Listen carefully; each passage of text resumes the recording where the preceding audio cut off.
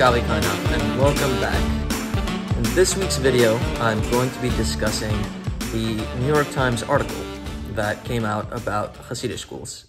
And before I crack into it, I just want to say that personally, I am not Hasidic. I'm not anyone that really is speaking for the Hasidic community. This is all just my opinion, my experience. I did talk with a few of my Hasidic friends and just gathered their opinions, and that helped inform the video. But aside from that, this is really just all my opinion, and the real people that we need to listen to are actually the Hasidim themselves to understand how they feel about this article and to understand what personally their pushback is, if any at all. So, yeah. Okay, so I think now responding to the article. In Hasidic Enclaves, falling private schools flush with public money. Just my first thought there, I read the whole article and it does touch this point that I'm about to make in a second, but it touches it very briefly.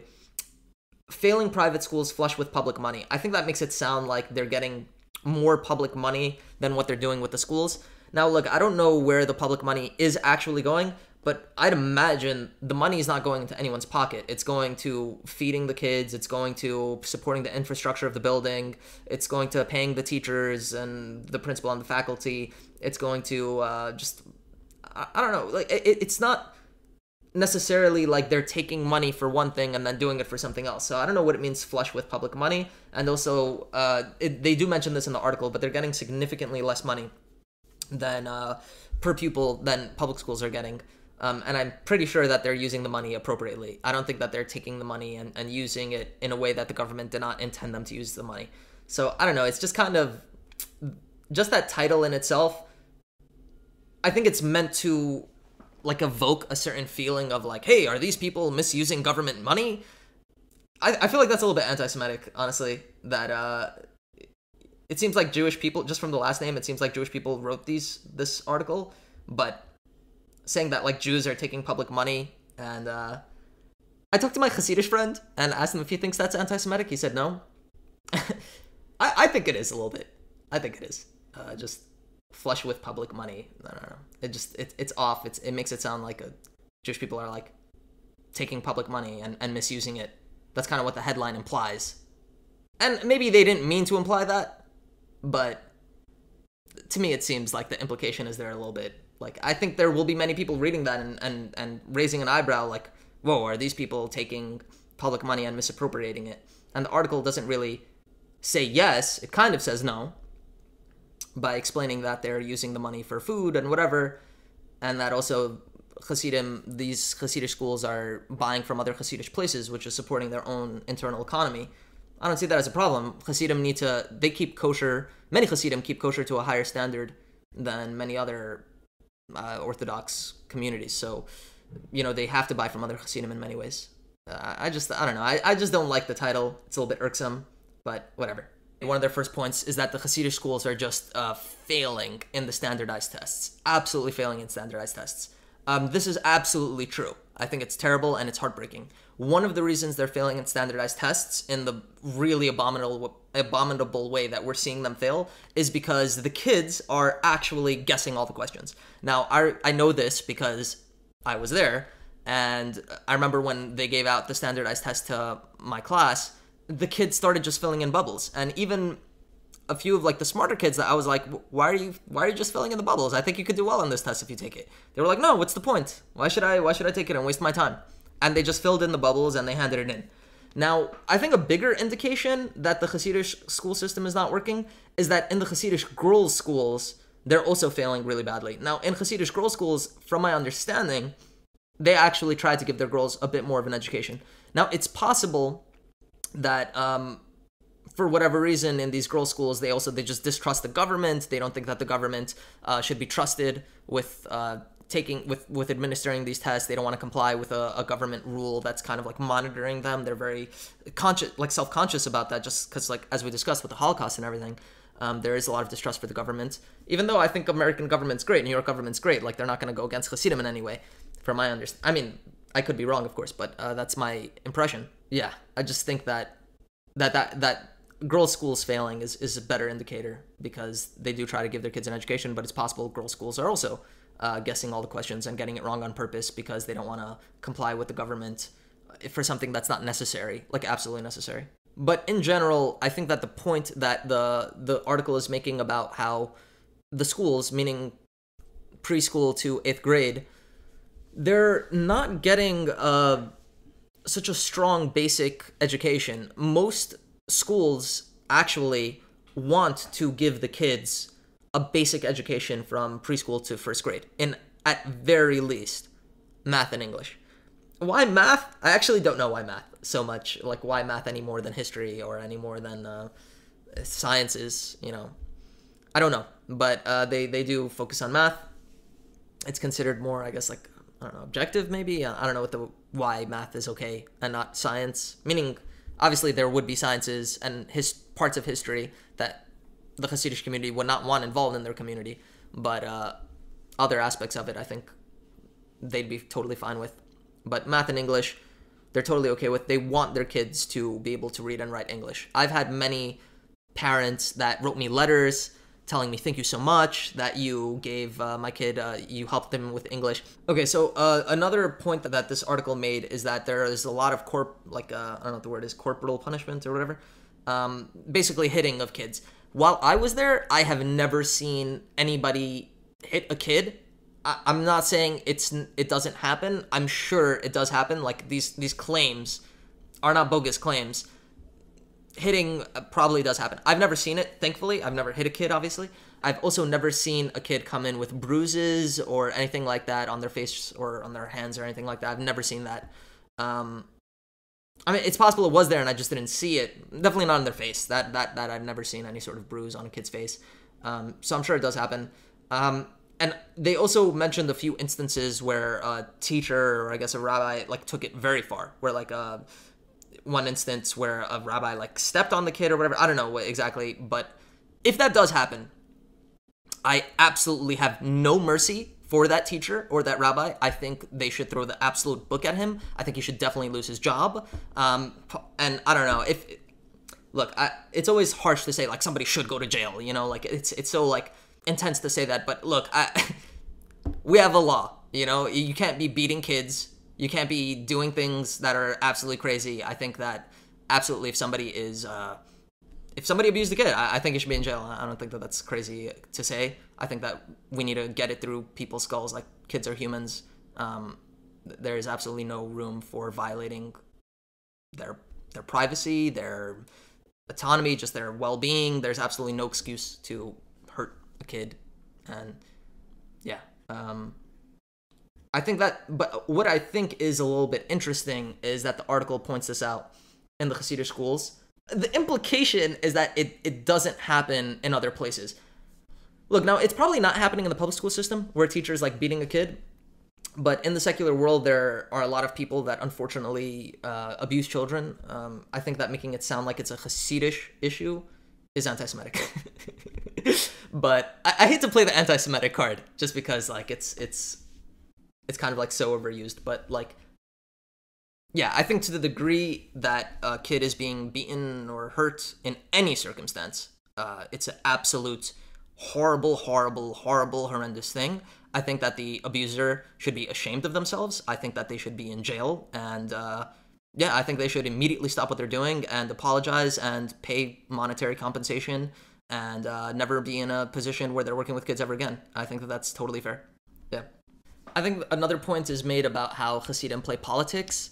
Honestly, I think that's a good thing. I think that that's how our world operates. Unfortunately, we create these, what's that called again? Yeah, there are these lobbies and things like that. I think that Hasidim and Jews in general coming together to create a lobby where we're fighting for our own needs is extremely important. You know, I think that that's a good thing. Do I think that they play unfairly? I honestly don't know. I think that the article is coming in with a bias already, that this Hasidic system is already kind of, like, wrong. And they do a few things that I think kind of show their bias. I think I'm not saying that the facts that they bring to the table are inaccurate. I think that some of the facts are kind of blown out of proportion. You know, they say, like, the Hasidic schools are flush with money. Okay, but can you show me a graph of how they're using the money and how much money they're getting per pupil and how much do other communities get per pupil and how much do public schools get per pupil, and is that tax money, so why should their kids not be able to be eligible for the tax money as much as any other kid? So meaning I think like actually presenting a very fair argument and seeing both sides is something the article does not really do. They kind of present a little bit of a Hasidic side, but it's mostly, I think, against it. So I do think that it's a little bit biased, this article. Yeah, I think also that another example is the article brings in a lot of stories of people that left the Hasidic community, and then it didn't really work out too well for them, where some of them were doing drugs, some of them became homeless, and whatever. I think that anybody that had that experience and are going through a lot of pain, I think it's incredibly, incredibly like sad, and it's terrible that they've went through that experience. And I think it's kind of a fair criticism of the Hasidic community that there is no safety net for somebody that doesn't see themselves fitting into the Hasidic community. You know, I think in more yeshiva circles, you could be more yeshivish and you could be less yeshivish, and, you know, there's not really so much judging. Like, I was in yeshiva for many years, and that's a very like tight, very insular kind of community. But, you know, now I watch movies and shows and I listen to English music, and, you know, of course I try to keep things clean and kosher, and I work and I very much try to be worldly in my life and not be afraid of any sort of secular influences. Of course I do try to keep it clean just because I have that kind of moral, but whatever. And like, I could do that and dress in a t-shirt and whatever and feel fine and still talk with my friends in yeshiva, and they don't judge me. Like, nobody's like not being my friend anymore because I watch movies. Like, that just didn't happen. And I also have friends that are totally not even religious anymore, and I'm still friends with them, and some of my friends in yeshiva are still friends with them. And it's just like, it's not like this kind of like excommunication, where I think it is more so true by a Hasidic community, where if somebody leaves the Hasidic circles, their family doesn't talk to them anymore. It of course depends on the family. There are some families that actually do go out of their way to become more accepting, and even though they don't approve of their child's lifestyle, they still want to have them accepted, and they don't want them to be homeless, of course, and things of that nature. And there are even training programs for Hasidic families that when they have a child that goes off the derech, like off the derech means they no longer become religious, how does the family approach that, and how can the family work on giving their child unconditional love? So that of course happens. But then there are, of course, community members that like, oh, he's not religious anymore, like we don't talk to him, you know, like forget it, we don't talk to him. And I'm sure there are other yeshiva communities that are like that also. The yeshiva community I was a part of was not like that, but in Hasidic communities it's much more common. Somebody goes off, they don't talk to him anymore. Even if the person is no longer Hasidic. Let's say he just decided, okay, I want to be modern Orthodox, I don't want to be Hasidic anymore, and they go and they become modern Orthodox. Even then, you're going to have Hasidic families that are cutting off their kids for that. So I think that that's a fair criticism, because it's just like, there are going to be people that it just doesn't fit them, you know, and they're going to go off. And it's just, if you can't accept them, like, meaning, like, then it's just like, how far will they go? You know what I'm saying? Like, I think it's a lot more normal. Look, people don't turn to drugs just because they're bored. People turn to drugs because there is like a trauma there, something they're trying to fill. It's usually a very extreme behavior that is used for very extreme healing. Like, people that are using this medicine, it's because they're hurting inside and they're in a lot of pain, and for them it is medicine. So it's like leaving your upbringing and what you were raised with is traumatic enough. Then being disowned by your family is a whole level of trauma on top of that. So it's just like, it makes a lot more sense that they will turn to drugs. And I'm not saying that every Hasidic person that goes off the derech turns to drugs, I don't know. Yeah, but in general, I don't know the degree that people want to leave the Hasidic community. Talking to my Hasidic friends, they really like being Hasidic. They like the community. I think there are parts about it that they wish would change or be a little different, but a lot of the Hasidim, they're not being forced into this bubble where they're like, they need to be Hasidic. Now, they of course know people that left the Hasidic community or something like that, but I think by and large, most Hasidim like being Hasidic. They like being in the community, especially if they're successful. Now, look, as like idealistic as we say the Hasidic community is with like their values and higher life morals, which is by and large true, of course money is still a factor in the community.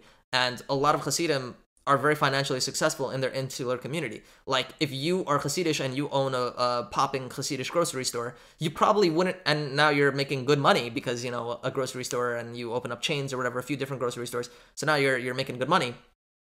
Your success is directly thanks to your community. You know, like, you're being supported by your community. So yeah, so at the end of the day, the article points out that the Hasidic schools are not doing a good job teaching their kids the basic secular education. Let's just say reading and math. Now, Hasidim in general, by and large, want their kids knowing reading. They want their kids to know how to read and write, and they want their kids to know math, and maybe even some other secular subjects that would be approved. Now, here's the deal. If the government steps in and does something, right, it's very likely going to go wrong. It's very likely going to be the government pushes too hard, and the Hasidim are like, no, we are not. Like, I don't think people understand. If it would come to, you need to teach your kids gender studies, for example, it will. It's gonna be a mutiny. They will go to jail before letting this stuff into their children's school. Like, people don't understand that. It would be in hardcore mutiny. Now, let's say the what's it called? I think a good idea would be if the government stepped in and said, listen, we will give you qualified English teachers. You know, we will literally pay for teachers with master's degrees that know how to teach kids. We will give you that. That will be funded for. We will send you teachers to your schools to teach you English and math. I think that would be a great idea, because most of the time, these Hasidim, they want their kids to know how to read and write, so they would probably be fine with that. I don't know. I can't speak for Hasidim. I'm not a Rebbe or any sort of Asken in any way. Asken is somebody that's kind of working within the Hasidic community he like kind of helps maintain it and build it, either through charity or just like kind of like being like a back and forth through the Rebbe kind of person, and kind of like enforcing community norms and whatever. But anyway, if the government would step in, it would likely go very wrong. The government has to be really sensitive about what they do. If they overstep their boundaries, it's just not going to happen. It's like nothing will happen from it. And I think a lot of the Hasidim feel that they're afraid of the government stepping in any degree. So even then, it has to be done with like so much sensitivity to be done correctly. But at the end of the day, like I said, Hasidim want their kids to learn English and math. So I think it's a good thing. I think they do need... Look, I mean, and I'll also say this. I made this video, and I'm kind of like defending Hasidim and their educational system and the way they kind of want to raise their kids. Because during school, they're not just wasting their time. It's not like they're giving their kid an hour and a half of school a day. They're teaching them Gemara, which is a very like mental jujitsu, which is the best way to put it. It's a very like mental jujitsu kind of way. Like, you're discussing logic all day. They're not wasting their time. They're learning values, and they're very respectful, and they're very good kids, and they end up having strong business heads for the most part. And yes, is there a lot of failings within that system? Like, look, basically no system is perfect.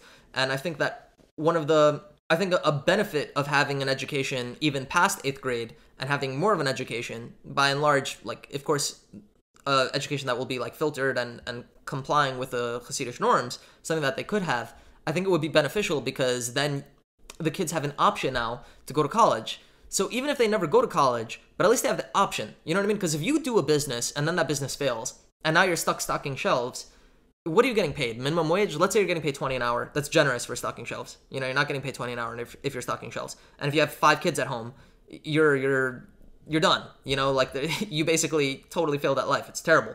But if you have the option to stock shelves while you go to college, you know, and then you could be making $60, $70, $80 an hour, it still might be difficult to support your family. But at least you have that option, and it'll be way easier to support your family than needing to rely on community charity, which it's great that the charity's there. You know, you have charity for people that really need the charity.